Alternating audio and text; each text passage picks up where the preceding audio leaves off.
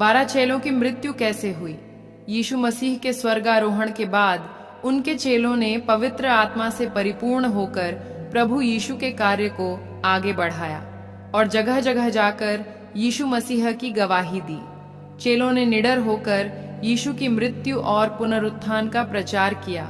चेलों ने जीने के एक नए तरीके के आगमन की शुरुआत की और आज्ञा के अनुसार वे सुसमाचार को पृथ्वी की छोर तक ले गए। पर क्या आप जानते हैं कि यीशु मसीह के स्वर्गारोहण के बाद उनके सुसमाचार को दुनिया के कोने कोने तक ले जाने वाले उनके शिष्यों के साथ दुनिया ने कैसा व्यवहार किया? उन्हें किस प्रकार मृत्यु का सामना करना पड़ा?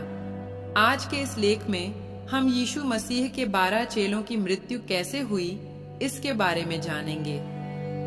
यीशु मसीह के 12 प्रेरितों की मृत्यु। पहला नाम है शमौन।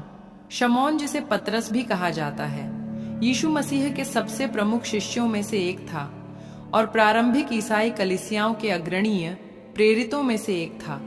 कैथोलिक परंपरा का दावा है कि वह पहले पोप थे। पतरस की मृत्यु 64 ईस्वी में नीरो सम्राट के शासनकाल में हुआ था। नीरो के राज के दौरान रोम में भयंकर आग लगी थी और आग लगने का दोष नीरो ने मसीहियों पे लगाया था।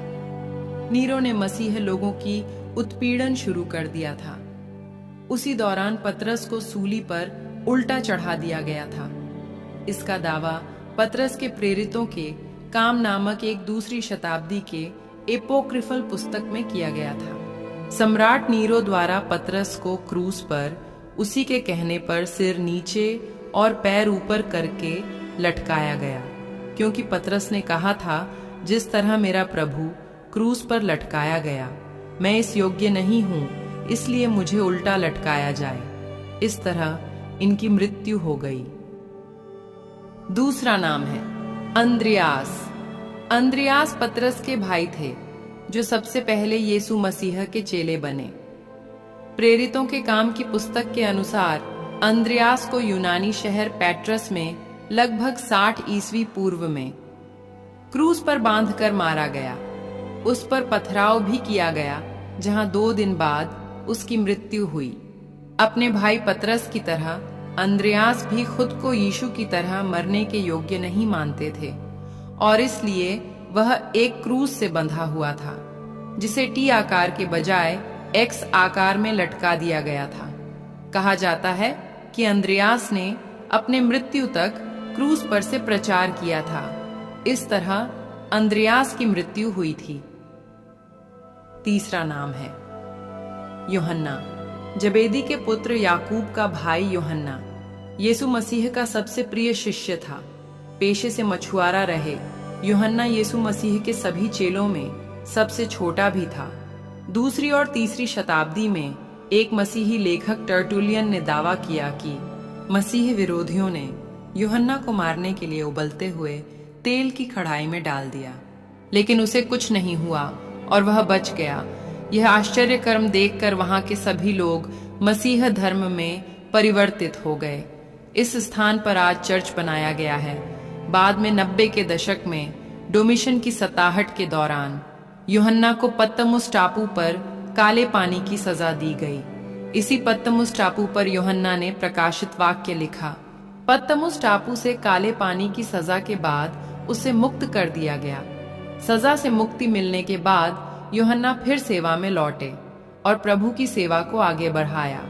यूहन्ना अपनी आयु के पूरे दिन जिए और वह एक बूढ़े आदमी के रूप में एक प्राकृतिक मौत मर गया। यूहन्ना ही ऐसा एकमात्र प्रेरित है जो शांति से मरा हो।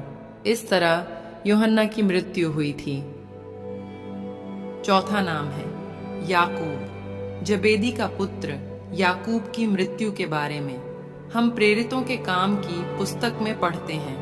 प्रेरितों के काम 12:1-2 में लिखा है, उसी समय राजा हेरोदेस ने कलीसिया के कुछ लोगों को सताने के उद्देश्य से बंदी बना लिया और तलवार से यूहन्ना के भाई याकूब की हत्या करवा दी। राजा हेरोदेस उसे मारकर यहूदियों को खुश करना चाहता था।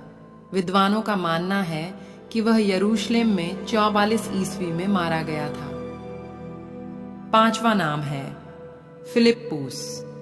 यीशु के स्वर्गारोहण के बाद फिलिप्पुस रूस चला गया, जहां पर उसने 20 वर्ष तक प्रचार किया। बाद में वह फ्रिगिया गया।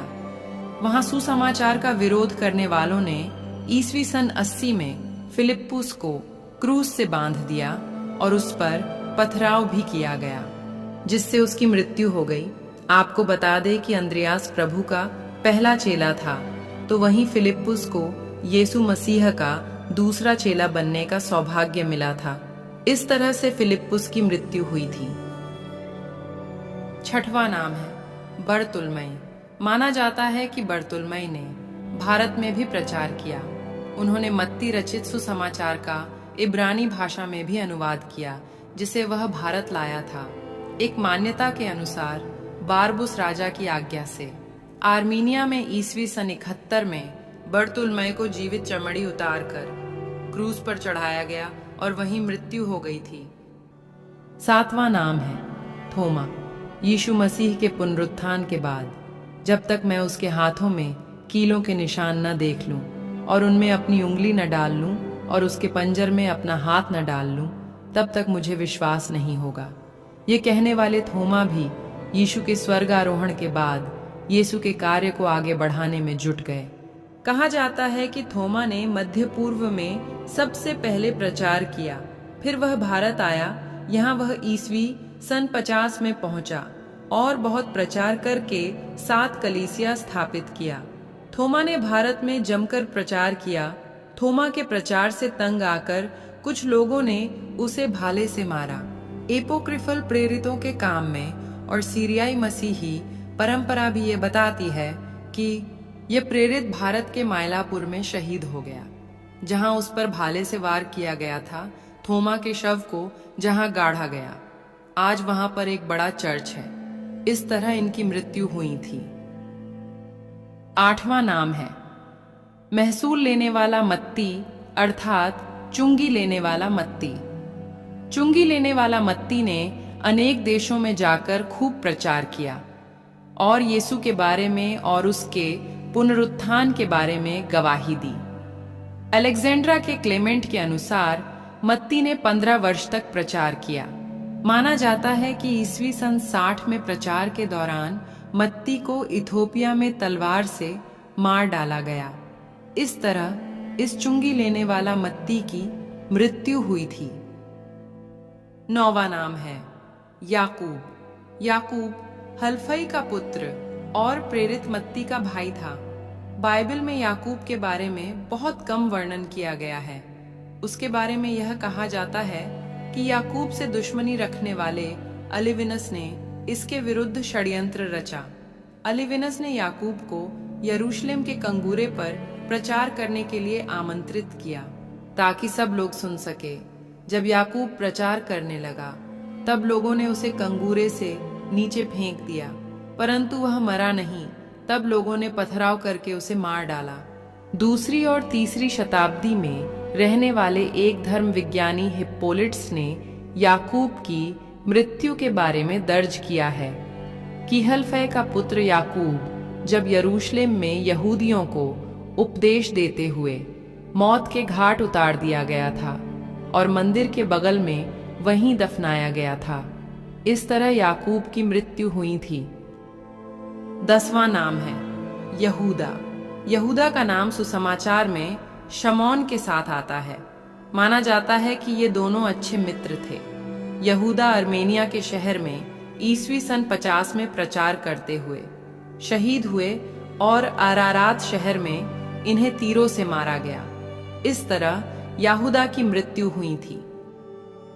11वां नाम है शमौन कनानी। शमौन कनानी ने जगह जगह जाकर यीशु मसीह की गवाही दी। वह ब्रिटेन भी गया, सभी स्थानों पर आश्चर्य कर्म भी किए और अनेक कष्ट भी सहे। यह मेसोपोटामिया भी गया। शमौन कनानी की मौत के अलग अलग लेखे जोखे हैं। द गोल्डन लीजेंड और मिस्र का कोप्तिक चर्च यह मानता है कि फर्सिया में प्रचार के दौरान शहीद हुए उन्हें क्रूस पर टांग कर मारा गया। 5वीं शताब्दी में कोरेने के मूसा ने दर्ज किया कि शमौन कनानी इबेरिया राज्य में शहीद हो गए। साथ ही इथियोपियाई मसीही दावा करते हैं कि उन्हें सामरिया में सूली पर चढ़ाया गया था, और 16वीं शताब्दी में जस्टिस लिप्सियस ने दर्ज किया कि उसे आधे हिस्से में काटा गया था। इस तरह इनकी मृत्यु हुई थी। 12वां नाम है मत्तियाह। ये वह शिष्य है जिसे यहूदा इस्करियोती की जगह दी गई थी। एक प्रथा के अनुसार उसे जॉर्जिया में नरभक्षी द्वारा पत्थरवाह से मार दिया गया था। वहीं एक और प्रथा कहती है वह यरूशलेम में यहूदियों द्वारा पत्थरवाह किया गया था और फिर सिर कलम कर दिया गया। इस तरह इनकी मृत्यु हुई थी।